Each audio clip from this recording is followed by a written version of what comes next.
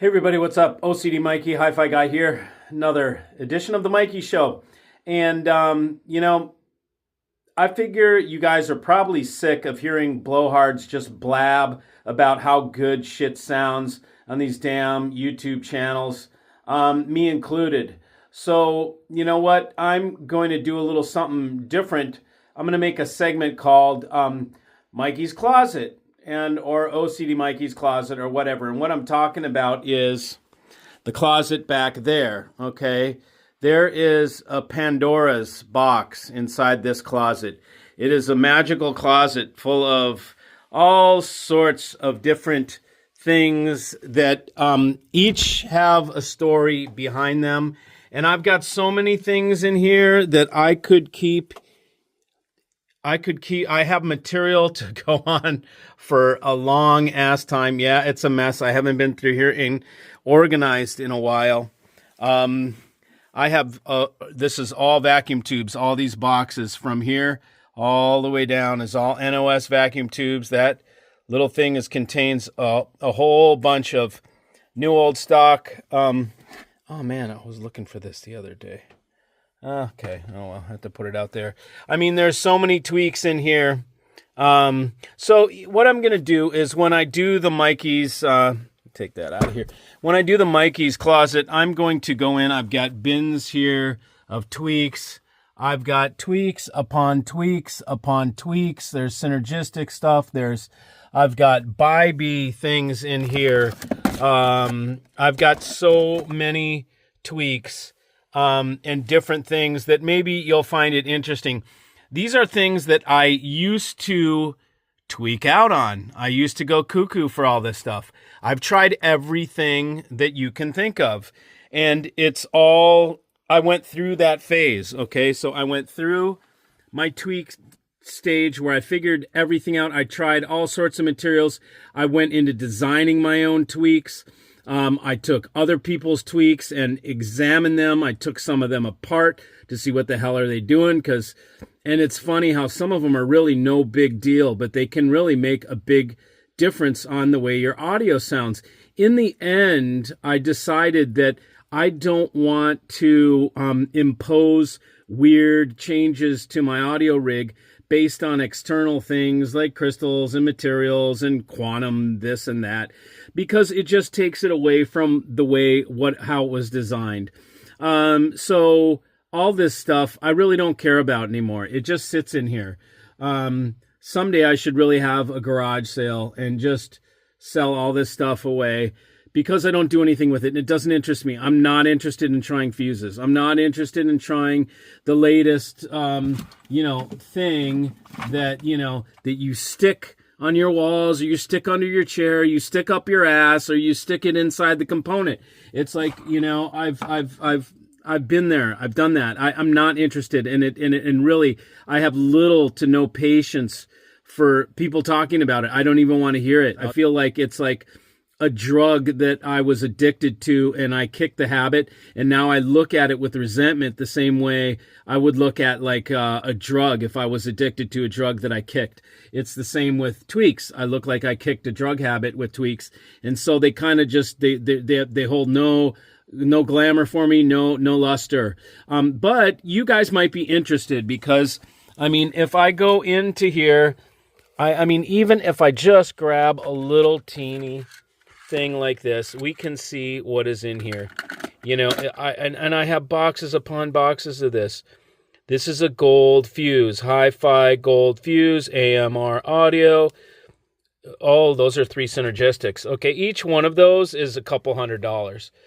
So I've got maybe $600 or $700 worth of Ted Denny fuses. I think these things go into these boxes. That's probably where it goes. Quantum fuse. I've got this other one too. I don't know. This is Audio Magic. Here's a guy. Man, I can't remember this guy's name. Oh man, he's out west, and Audio Magic he basically does the way that I filed it in my mind was he copied synergistic stuff and did it for less. That's how I saw that. That's when I was trying to figure out. Here's tube halo damper. So, okay, so we're going to start with this. I guess we can start with this box, shall we? Let's start with this box, okay? We're going to take it out here, and I will explain what is in here. We're just going to take it. There's probably 5 things in here that I can talk about. So we will start with this. What we have here is called a tube halo. It's called a halo or a damper. What this is, silicone rings that are on, see if I can see what that is. I can't see the material. It almost, is that carbon-based? Like a ring. It looks like it could be plastic. I'm not sure what the material is, but you better believe it's something special, you know. What this does is you put these on your tubes like this, and the idea is they're meant to take up vibration, okay? So like when music's playing boom, boom, boom, boom, boom, boom in the room, it's vibrating the glass, right? Also when those transformers are humming along at 60 hertz or whatever, there's, you get a vibration from the power supply through this chassis, and it'll vibrate the tube. And the idea is that the tube vibrations degrade sound. Generally speaking, yes, vibration does degrade sound and can degrade sound. But I've found that by putting these on, you can also deaden sound. So if something's too maybe sharp, you could put this on, make it a little less sharp. But in my experience, they do change the sound. And I just keep them off. I like it. It's a little more open without them. I think they deaden the sound. And of course, here are some other ones. This one seems to be Delrin with silicone. And then I've got some different sizes of these. And then we have another option. This is called, one of these is halos, one of these is something else, but this is the same thing. So you put this over here. It's like a rubber band. It's a fat O-ring, you know, and then you push it down, you know, onto this thing, and it sits there. I've had these ones actually cook tubes where you something goes wrong with the tube, and then you pull this thing off, and there's like a dark ring on the glass around right where this was from heat or whatever. So they're not always, these are people, these tweaks are made by people just trying whatever the hell they want to. And some of it works, some of it doesn't, but a lot of times, you know, it's not always the best design, and it can make things break, and it can break your gears. So same with, you know, the fuses or whatever. So I stay away from tweaks, period. Okay, what do we have here? We have a knob of some sort. So this is a knob that went onto something.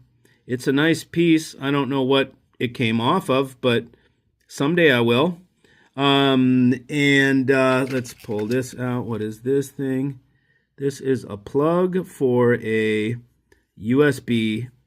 This goes into a slot. Like when you pull the USB out, you can plug this in to your USB slot, keep the dust out of your USB. These are basic fuses, just in case you need some fuses, because you pop a fuse. I can't remember the last time I blew a fuse, so these are pretty much useless. I honestly have them just in case, but I honestly cannot remember the last time I blew a fuse, knock on wood. Where's wood? Right over here. Knock on wood, because some shit will probably explode. Okay, here's a thing that is, excuse me. This is, what is this thing called again? SATA? I can't even remember, man. Yeah, it is SATA. I've been away from computer building from so long. Actually, I'm doing a build in the other room, but for servers. This is a SATA filter. There was another part to this that is like a flexi part that has the other end. So this goes in line, but this got washed in my jeans, and this little part flexed back and forth to the point where it tore off. But you can see where it tore off. It was a flexi PCB with the female end. So this goes straight into the filter. This is for your hard drive. So you have a hard drive on your computer, and your hard drive connects through this type of connection to the motherboard. So you go to the back of your hard drive, you put this thing in line, and it filters the data or whatever, supposedly.